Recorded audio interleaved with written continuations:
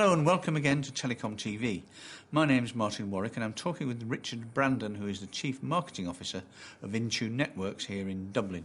Tell us about distributed switching. What is it and why is it important? So a distributed switch functionally is equivalent to any conventional switch, but whereas a normal Ethernet switch, for example, sits in a 19-inch rack, a distributed switch can have its ports spread over several hundred kilometres.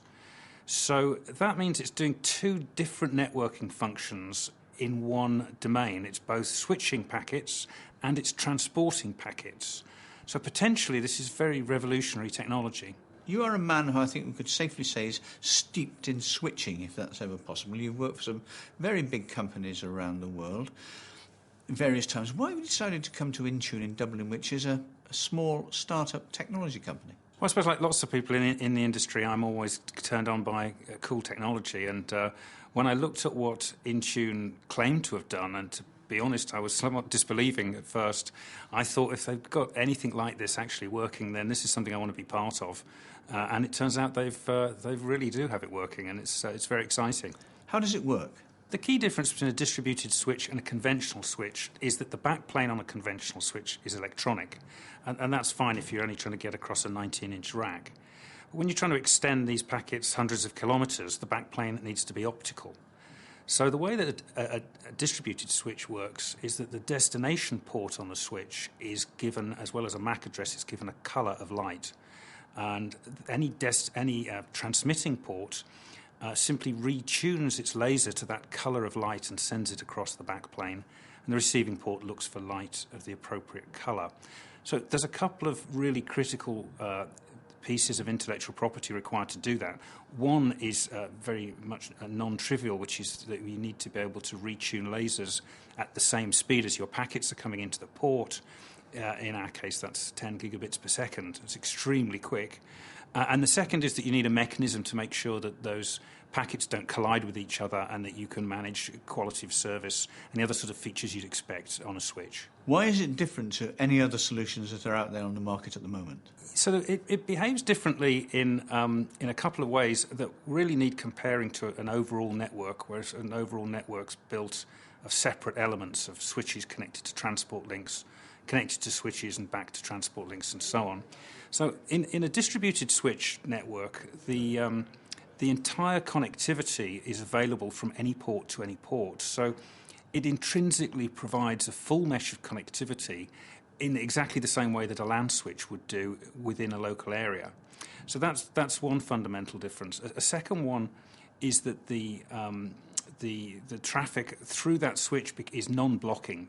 So under any circumstances, that packet will always find its route through the switch without risk of packet loss. So if you take those things in combination, it is, as I said earlier, very much like a LAN switch extended over hundreds of kilometres. And there's various deployments where that becomes particularly valuable. What are the benefits for the network itself and for the users of the network? So, well, there's some commercial, just economic benefits, which perhaps is a good place to start. So from an equipment perspective, the way we're used to designing networks is we connect switches to other switches, and those switches consume ports just talking to each other.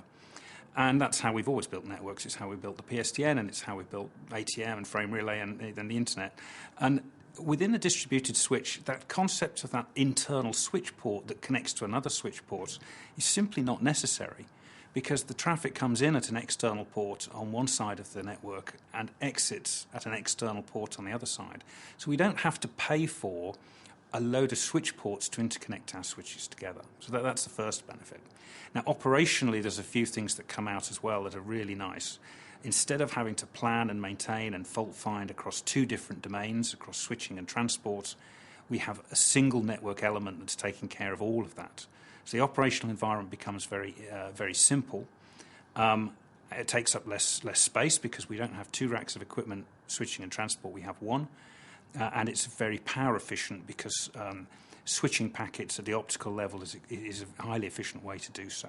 So from a cost perspective, both CapEx and OpEx are very strong.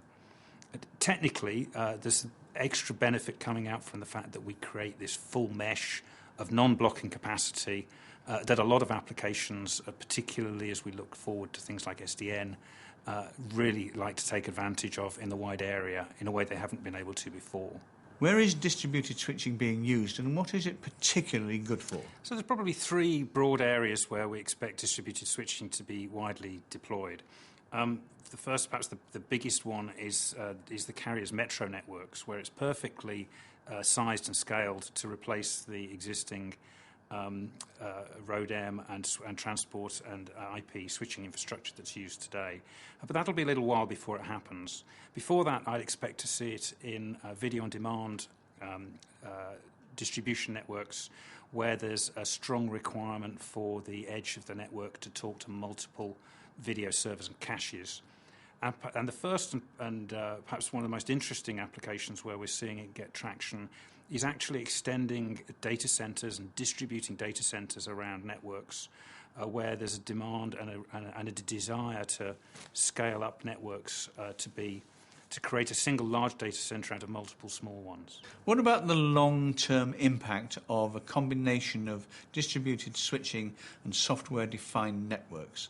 Are they going to change the world? I think it's difficult to overestimate actually the significance of this as a new technology. I mean, as we see other vendors bring products to market, which I'm sure they will, I'd expect this to be one of the tools that carriers and large enterprises have to radically reduce their cost base, and more importantly, perhaps to transform their business models to move from a world where they're just providing connectivity into one where they're unifying that connectivity with the IT services that run across it, where they're extending SDN, for example, across the network, and really transform the whole network into one giant computing resource. Richard Brandon, thank you very much. Thank you.